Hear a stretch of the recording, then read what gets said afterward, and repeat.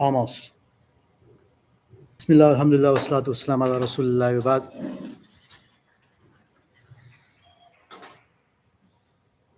I'll just give everybody a couple of minutes to, I just got to share the stream. We were talking about wudu last week, right? So please open up to the chapter on wudu. And because our live stream kind of got cut off last week for some reason for the first time ever, so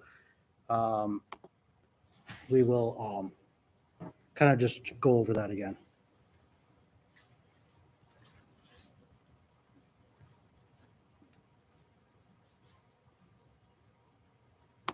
Okay, here's a mess.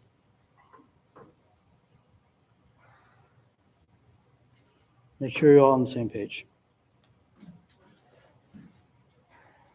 What was the first thing we talked about? If we're reviewing. Who was here last week? So Annette was, right? You were here. So what did we talk about last week? How to do wudu. Was it the first thing we talked about, or did we talk about something before that? No, we didn't do that last week. We did that the week before, right? And we talked about what makes water pure and impure. Yep. Yep, that was 2 weeks ago. We did the factors which nullify. All right. And wiping over both the hands and Right. Did you do etiquette going to the bathroom? We did that the week before. All right. So what are the steps of wudu? How does one make wudu? Without looking in the book. Who has it memorized?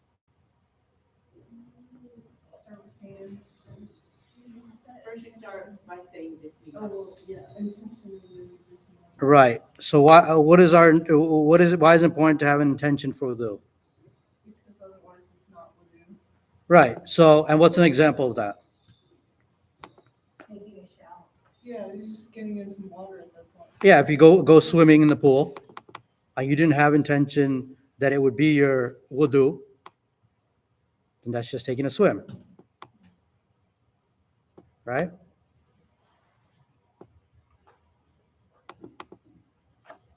So that's the first thing. Then what do? We say Bismillah. Then washing your hands 3 times. And then rinsing your mouth and your nose. And what are yes, Sister Leah? I have a question. The washing of the hands prior to starting wudu, this is just sunnah. It does not count as washing of the hands for wudu, correct? Because washing of the hands for wudu comes when After you wash your face, then you do your whole arm. This is when we're washing our mouth, we want to make sure our hands are clean first, right? Yes. And this was one of the sunnahs of Rasulullah. So sometimes he would wash his hands. So It doesn't count though towards washing your hands as part of wudu. no, because when you wash your hands as part of wudu, you're still washing from your fingertips all the way to the elbow. Right. It's not like you're washing from your wrist to your elbow. Okay. I'm not clear what you're saying. I always thought, you wash your hands with soap and water so that they're clean. And then Absolutely fine. do your hands 3 times for wudu. You can wash it with soap while you're doing that 3 times. You don't have to do it twice. It's part. So let me explain it. It's part of your washing your hands is part of your wudu, right? It's a sunnah part of the wudu. But I think what she's saying is when you're washing your arms, it's not like you skip your hand because you already washed it. So yes, you're washing. So when you're washing your arms, you wash all the way to the elbow. Correct. Yes. Yes. Arm to your fingertip. That's when you're actually doing wudu on the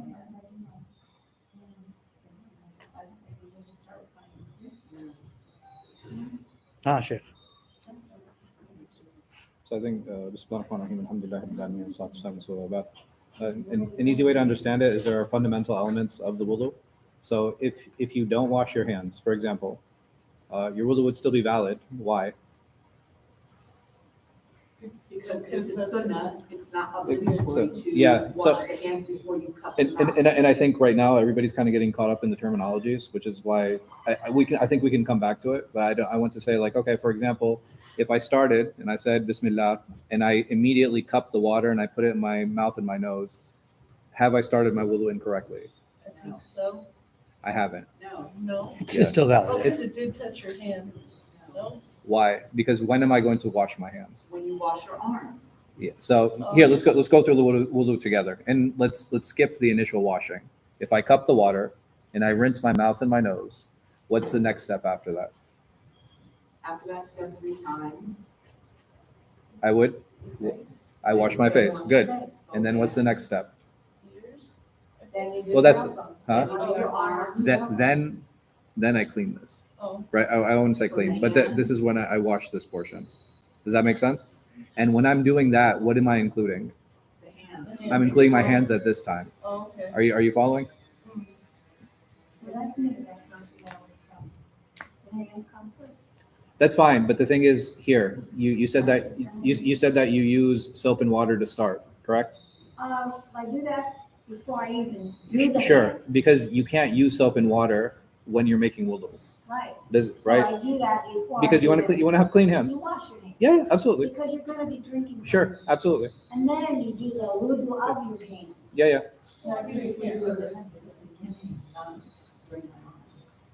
that's what- So if somebody's washed their hands in the It's beginning, like an either or. when they go over to their arms, can they wash it? No, they can't go to the wrist. They have to wash. They have to wash it. So when you, even if you wash your hands at the beginning, when you go to wash your whole arms after you wash your face, include your hands. Go from your fingers all the way to your elbows. Oh, you're just going from your fingers all the way. Yeah. You're not doing the in between. No, I mean everything. Yes, you're doing everything. So even going in between, I think maybe you want to demonstrate like what a minimal wudu would look like and a sunni wudu would look like, right? Meaning that as long as these elements are completed, then the wudu is valid, and these are all of the extra things that you can include. So like for example, like Confusing. but But they don't have but they're already talking about homage and they're already talking about all these things. So I think there's a lot of elements that are there, but I couldn't. Yeah, it's But he said if you don't, even if you don't wash your hands in the beginning, because that's not part of the wudu, it's sunnah. It's like a preamble. Basically, it's like a preamble to your wudu. But I think she and I both learned from some of the books that we had. Showing 20, 40 years. Sure. In those books, does it say don't wash your hands when you come back and you clean your wipe your arms? Double check that. I'll have to look at it. Yeah, double check and bring it in and we'll discuss it. So and no, I don't. Maybe it's either it's a misprint or it's missoaking because there's no madhab that allows from the wrist to the elbow. All of them include their hands. The only difference of opinion you'll find is up to including the wrist, but that's different. But anyway, I don't want to get too much into it. Yeah. Everywhere we look, it teaches the way we do it. Okay, so if you have it, bring it and we'll take another look at it and make sure that it's exactly what you're saying and where the evidence is. It helps to bring that. Go and look at the sign for the teacher that's in the school. That's the way they do it. Interesting. Because even here, if you look at step number 4, it says starting with your right hand, wash your forearms and including your elbows 3 times. So it's the hand, forearms, and elbows. So Single madhab doesn't teach it that way.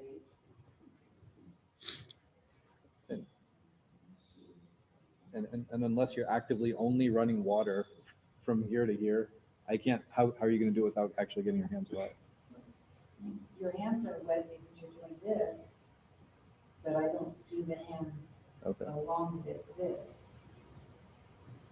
Why don't you do that? Like washing the hands first after using the toilet, that's that part. yeah, right. Starting the wudu, the hands before the mouth and the nose is clean. And it's logical because for that reason, you're going to be drinking from your hand. Right. Even if That part we talked about, but when we're after you wash your face, when you're washing your arms, it should be from your fingers to your elbows or past your elbows.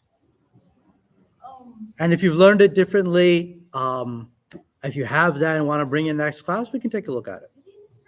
I was just about to say, on step 2, it says wash your hands up to the wrist and then rinse water in your mouth, Mm-hmm. drop, cupped into your nose, 3 times we used to, and then wash your face, Keep going. and then wash your forearms. No. Starting with the right hand. Starting with the right hand. So he's still mentioning the hands. But it's starting with your right hand to wash your arm. It doesn't say wash your hand So- between the fingers. How do you wash your right arm with your right hand? I thought we did that first. though. Yeah, you still start with your right hand, right? That's your left arm. You're taking water, it says wash, start with your right hand. And wash. it's talking about washing your forearms. But you can't wash your right arm Doesn't with your say right hand. Wash your hand. Wash your both hands. But you're saying you can't wash your right hand with your right hand. So if it's saying wash your right hand. No, it It says says start with your starting with the right start on your hand. right hand, to wash your wash hand. your forearms up to and including. And then the you go elbow to your three left times. hand to wash your other arm. All right, let's move forward, and we'll clarify this point we'll clarify this point in a bit. All right?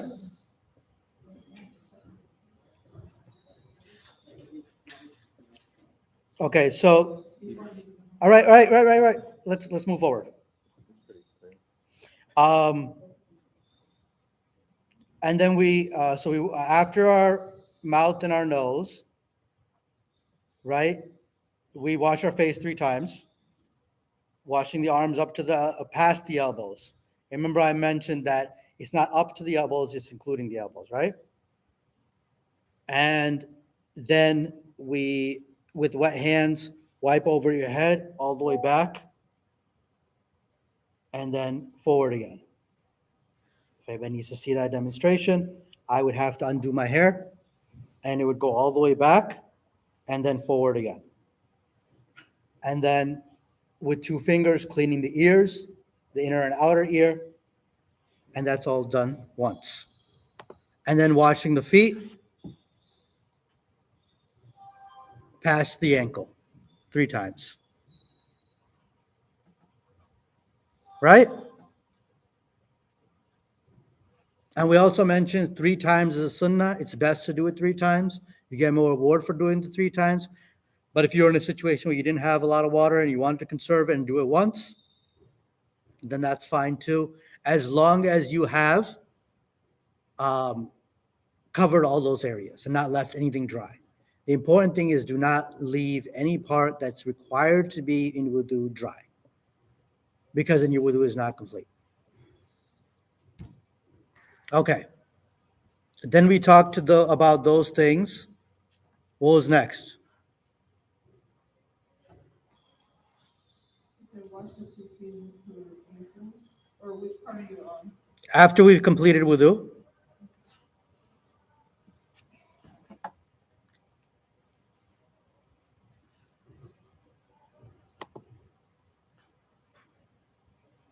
You say the shahada. Yeah, you said shahada. you say the shahada, you say the shahada, and there's some other du'as you can say, right? Well, I was assuming you left the bathroom before you say shot. Correct. We talked about that as well, that we don't say Allah's words in the bathroom. We had to explain that to Manna a few times. That was a thing.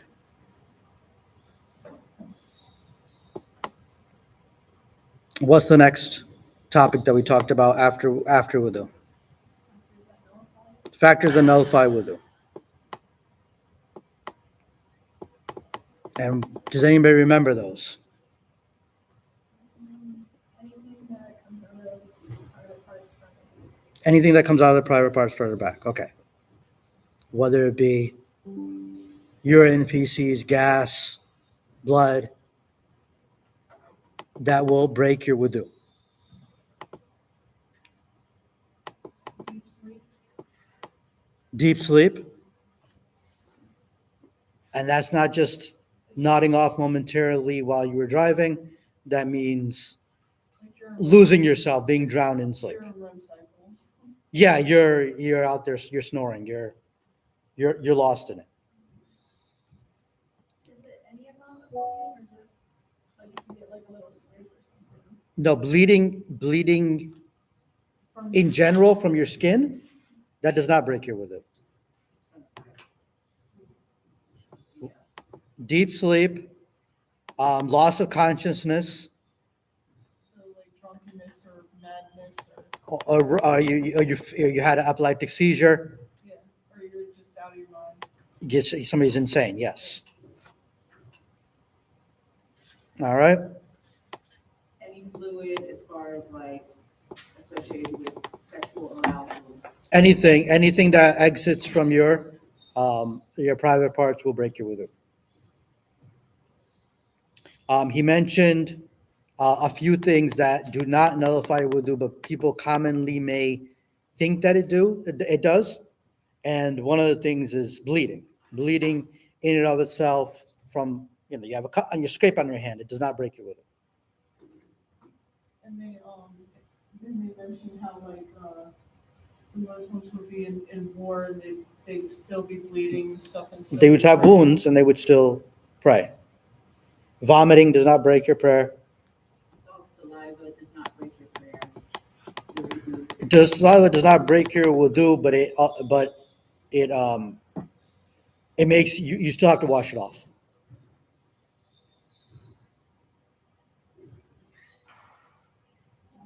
Laughing loudly. Laughing during prayer. Oh, yeah, during prayer. Oh, it does not invalidate wudu. It does not. You had a question, Sister Annette? Because my husband freaked out once we were at the beach and the dog came in, maybe licked his toe or something.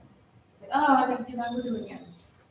Well, there's water right there, but realizing that he just had to wash it off. He just had to wash it off. Or if it's so it if it licks your clothes, then there's a problem because that's no longer pure.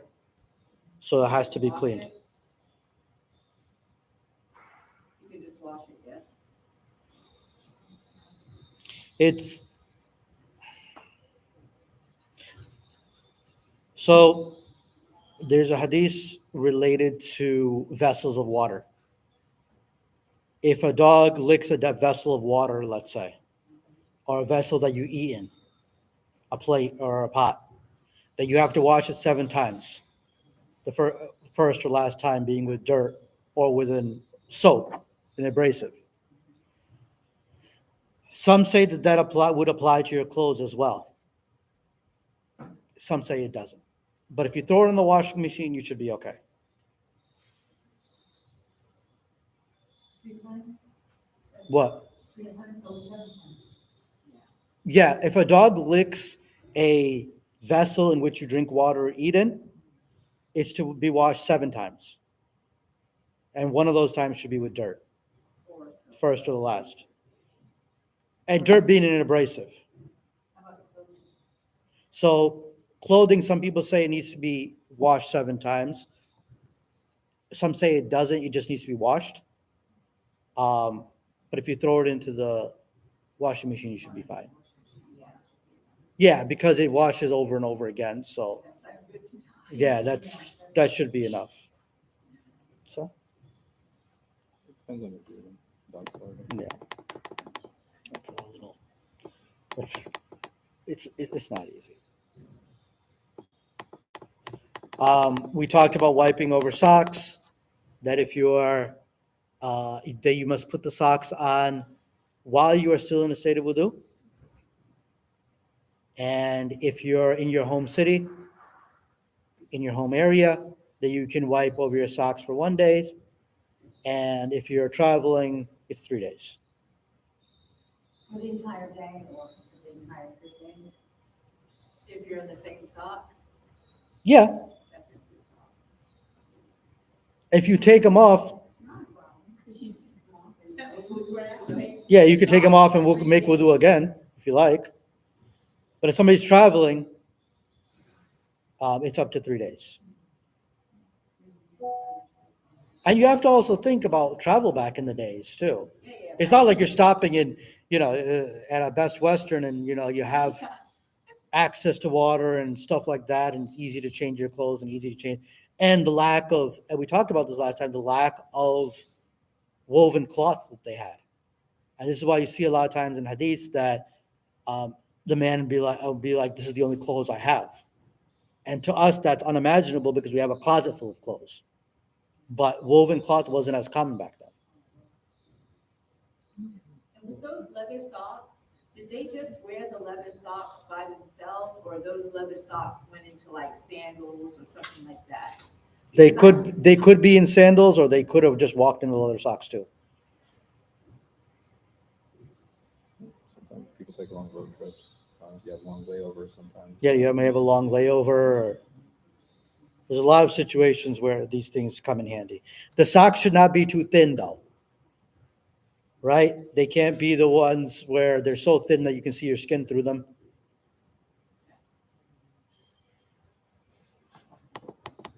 So that was the review of last class, right? Any questions up to that point? Sister Jaden, you weren't here, so do you have any questions?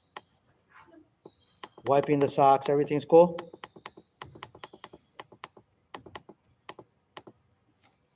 Okay, so we'll talk about the obligatory bath ghusl and things which make it mandatory.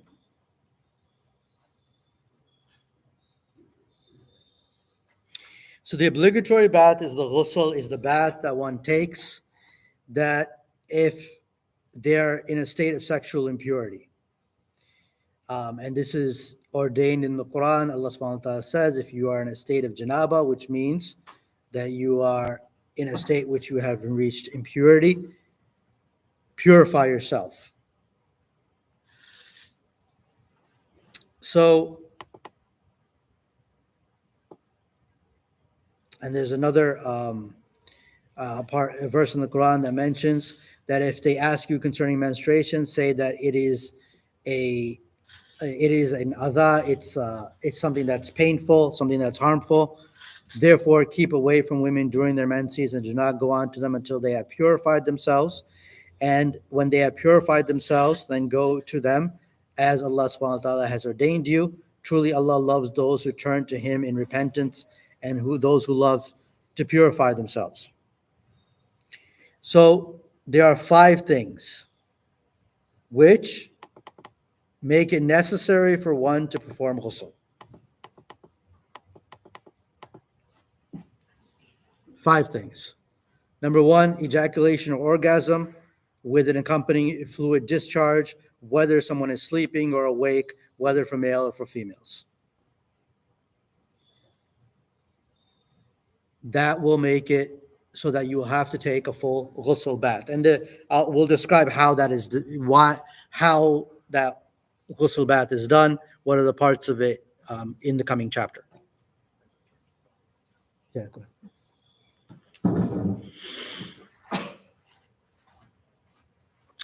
He does mention that if there's seminal fluid that flows due to a sickness or medication without sexual arousal, then ghusl is not required for that.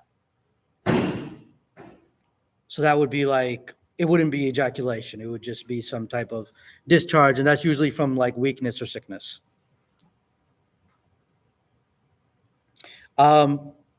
Second, if a man's penis touches the woman's private part, even if they touched and, maybe they were interrupted or whatever, as long as they touched, then they both have to make ghusl, even if there was no discharge or anything like that. That's number 2.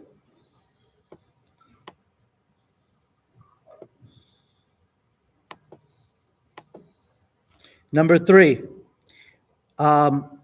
at the end of a woman's menstrual cycle or after her postpartum bleeding. Then she would need to make ghusl so that she can start praying again.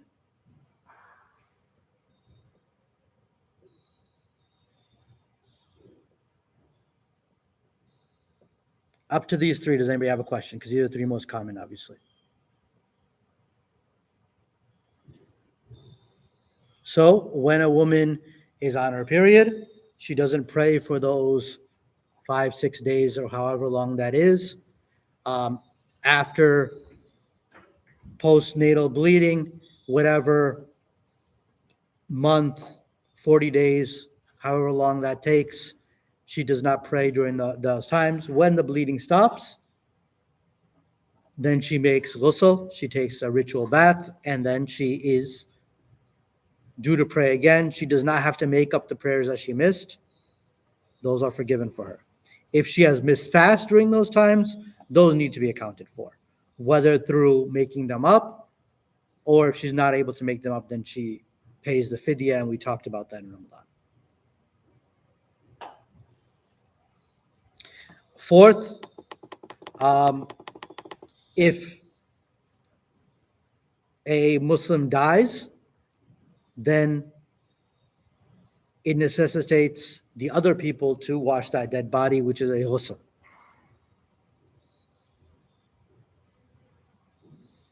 Fifth, a disbeliever, when he becomes a Muslim, should perform ghusl.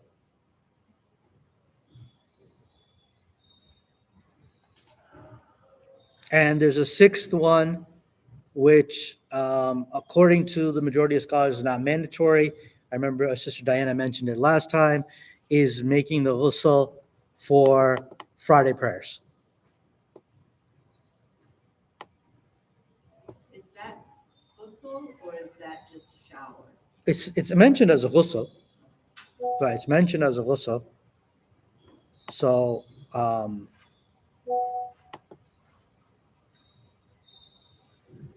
That's confusing. It says it's not mandatory, according to most scholars, and then it says it's mandatory for everyone who's obtained period. Which is it?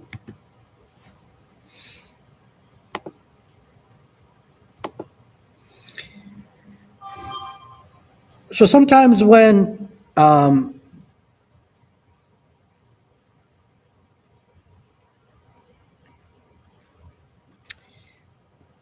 sometimes in the hadith when Rasulullah sallallahu alaihi wasallam says that this is mandatory, it is the word wajib. It could also mean that it is everybody should do it unless you have a reason not to. So then it becomes the question of, okay, if somebody couldn't, are they impure or can they not pray? Of course they can pray. So then it wasn't mandatory for them to make that to go to the Friday prayer.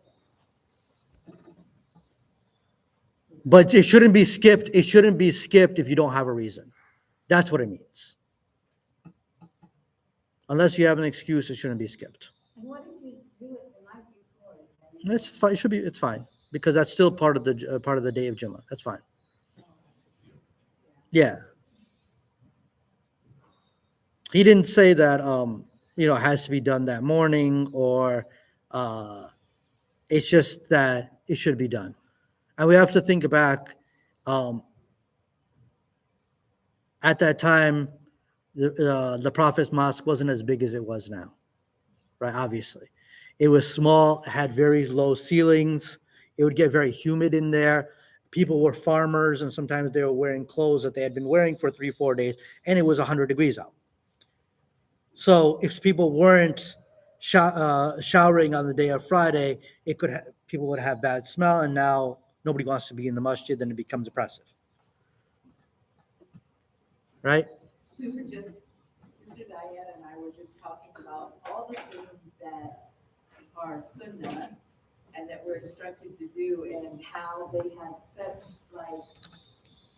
everything has a reason for everything. And it's so wonderful to discover and think about all these things, even from the past, but then also they're finding out like things like scientifically why it's good to do certain things that we follow in the Sunnah today, like with modern times. So we were just talking about that. That makes so much sense. Yeah, no, so when if you ever get to the really more in-depth books, you'll start understanding certain things of why things were said. So this was one of the reasons, because people would come and their clothes would be of wool, and it would create a bad smell. And now you have a small masjid cramped, everybody's close together, because you're supposed to stand close together in salat.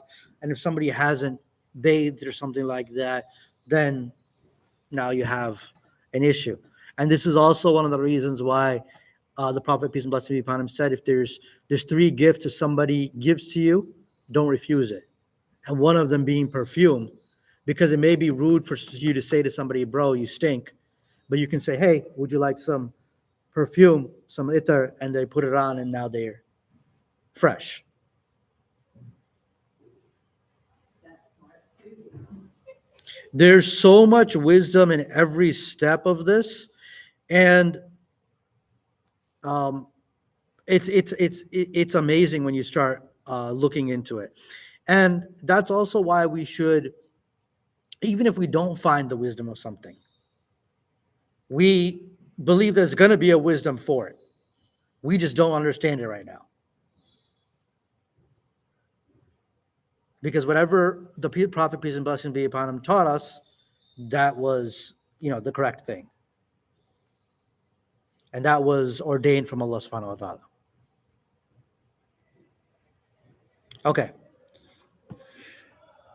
A person who is junub. Junub is the term that's used for a person that is under major ritual impurity. Right? Under what? A person who's under the major impurity, meaning he has to make ghusl, right?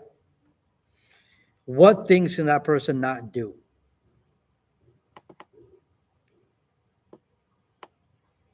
If they're in the state of impurity, Impurity, yes. they can't pray. They cannot pray. Number one. Allah subhanahu wa ta'ala says, in kuntum junuban fataharru. Now, does this apply to salat only or also dua? No. Salat. It only applies to salat itself. Number one. Number two, that person, yes, I was gonna say they can't make tawaf around the Kaaba. they cannot make tawaf around the Kaaba.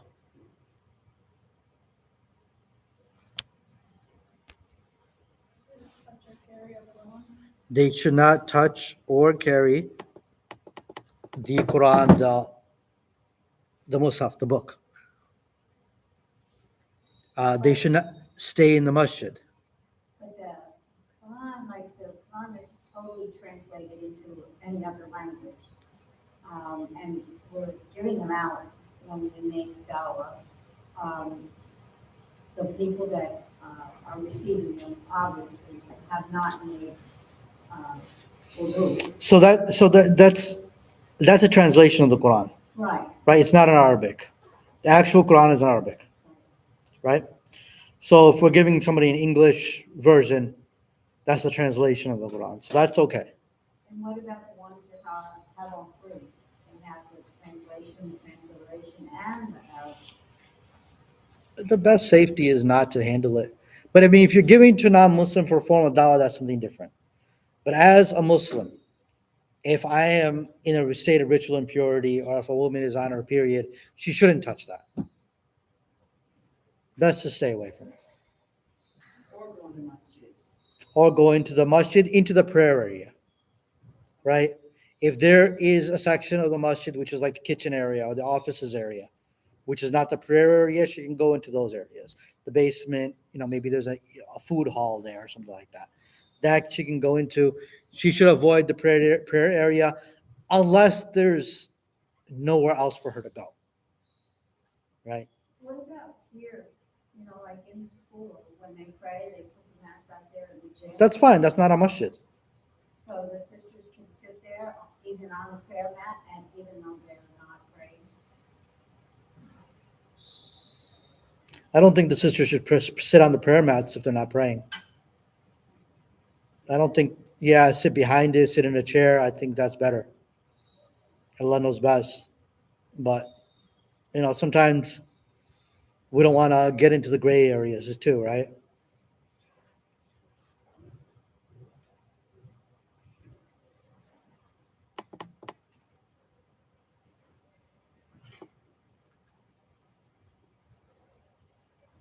So those are the few things that a person who is in a state of ritual impurity should not do. Make salat, make tawaf, touch the Quran, or stay in the masjid. And each of those has the evidence right there. Right? So for tawaf,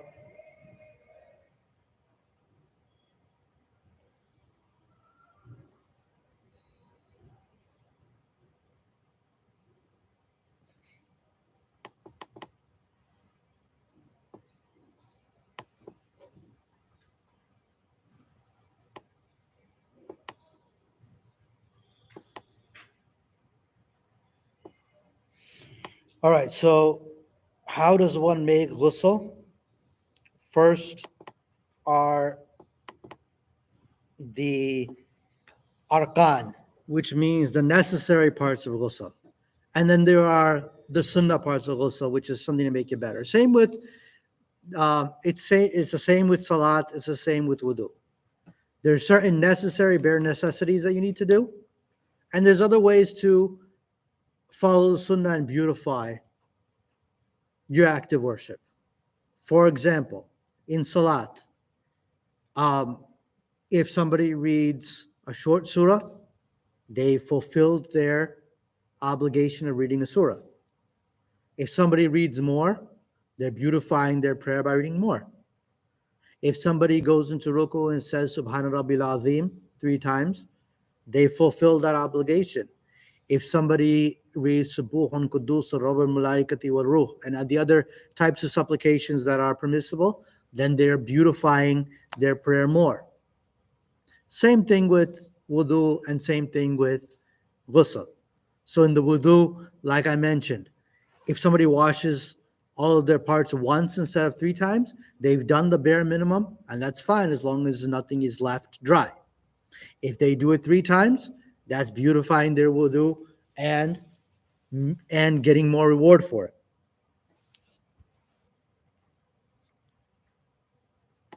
So the necessary bare minimum parts of ghusl. First, the intention, which distinguishes ghusl from an ordinary bath, right? That you recognize that you were in a state of impurity and you're taking a bath to exit that state of impurity.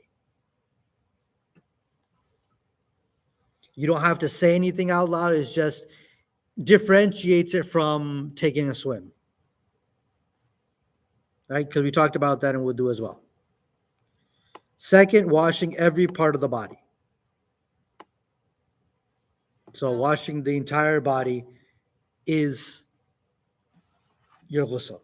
Now, is there something that says that you have to, like, when you begin ghusl, like, is this sunnah that you're supposed to wash with your left hand, your private parts first? We're getting there.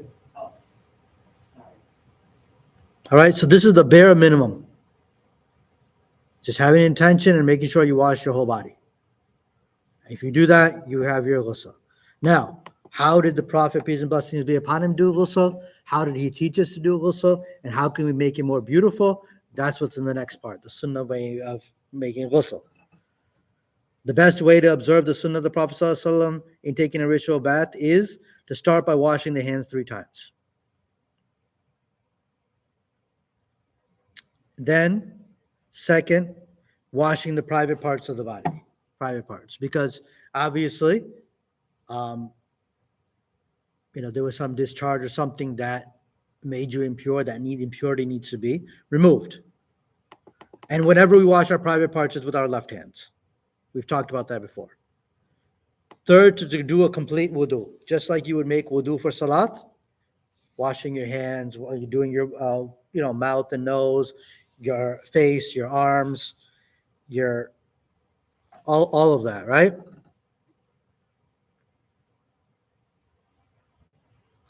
Then pouring, but you leave your feet. You don't do your feet yet. Then, after you've made the wudu, then you wash your whole body from the right side first, and then your whole body from the left side. Whatever you can reach, you wash all of that, right? And make sure you get inside of your ears, behind your ears, your neck, everywhere. He mentions the belly buttons, between the toes, and everything. And then the last thing you would do is wash your legs, your feet, up to your knees, This makes sense. right? Because when you're in a place that water can splash back up, so the last thing you do is wash your feet up to your knees.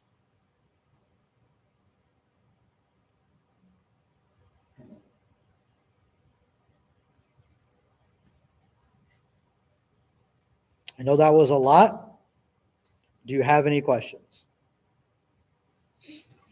I wanted to ask you to read the Arabic of the wudu from Allah. Allah says about the wudu.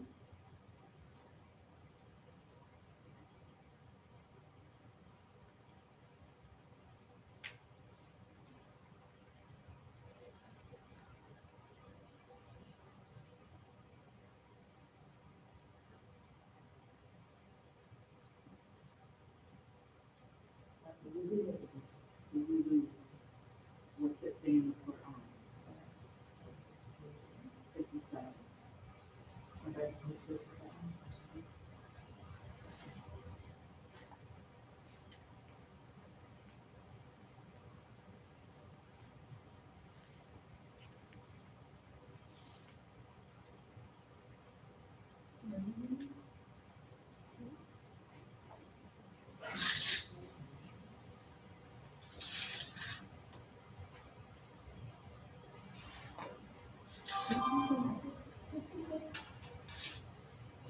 It's 57 on mine. Oh, sorry, then it must not be 57. Oh, it's 58 maybe on your book. I don't know. No, it's, Oh, there it is. Is it, how to perform wudu. all right, 5, 6. Oh, do you believe when you attempt to offer prayer, wash your faces and wash your hands up to the elbows? You missed the first two steps. No, but I'm not reading the steps, I'm reading what's in the Quran. Right here.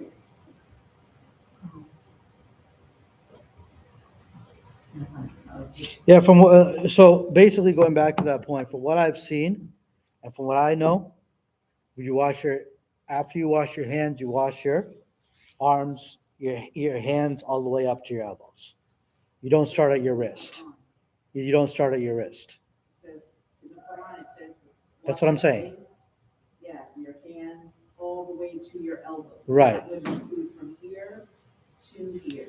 So, but if, like I said, But I was if gonna say that I was looking, there are a lot of things that say start from the wrist. A lot of places that are misguiding people, a lot. I see. so here's the issue. Is it wrong if somebody has already washed their hands? Because now, if they start from that point and go forward, it's still at the end of the day washed.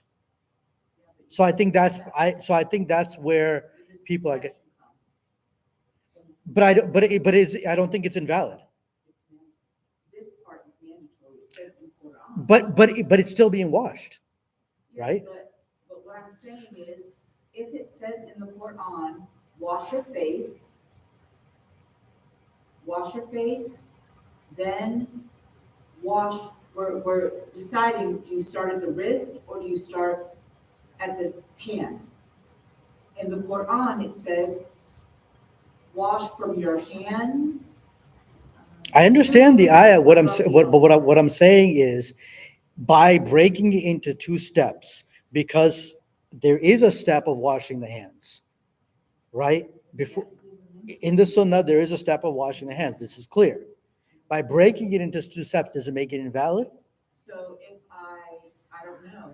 And that's the question. And that's the question that needs to be asked. So it may be that according to some scholars that if you've washed it already, before, then you can still continue. I would say that it's best to just wash your hands all the way to the elbows, just to be clear about it. Right, because it's saying including the forearms. Yeah, The hands, because hands and forearms are two different things. Right. But- but that's why I'm saying if you have it in a book somewhere, let's take a look at it too, so that maybe we can just become even more clear on it. Yeah, because you notice it doesn't even mention in that item, the not putting out. And because those are sunnah parts of the wudu, like we mentioned, right? There's the the bare minimum, which is washing the face, washing the arms all the way up to here, and then washing that, doing the masa of the head, part of the head, and then doing the feet. So is there a hadith perhaps showing us what comments are related? to There's a that? hadith of Uthman, radiallahu ta'ala anhu, in Sahih Bukhari, and there's many others. But in that hadith, it says washing your hands up to your elbows. It uses the word yadai, which is used for um, hands. It does not say zirai, which would have been the arms. So that's where I think, because he says here, I'll even read it. So the Arabic word they're using is hands.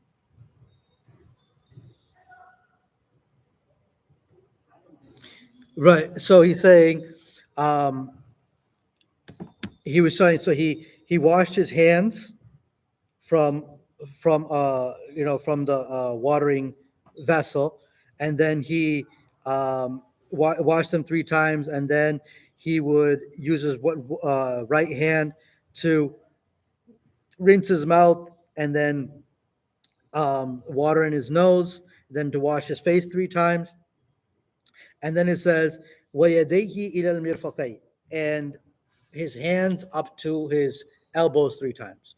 So if it's saying hands, then it's the hands up to the elbows. So that's what I'm seeing. But again, if somebody else has it some other place, we can take a look at that, inshallah ta'ala, too. I am going to end there. Subhanakallahumma wa bihamdika wa ashhadu an la ilaha illa anta wa astaghfiruka wa atubu ilayk. Ladies, have your dinner. I have to get going because I have to get to West End Islamic Center before Maghrib. Any other questions before I go? You want to take a sandwich for you and Brother Farhan? You can eat on the go.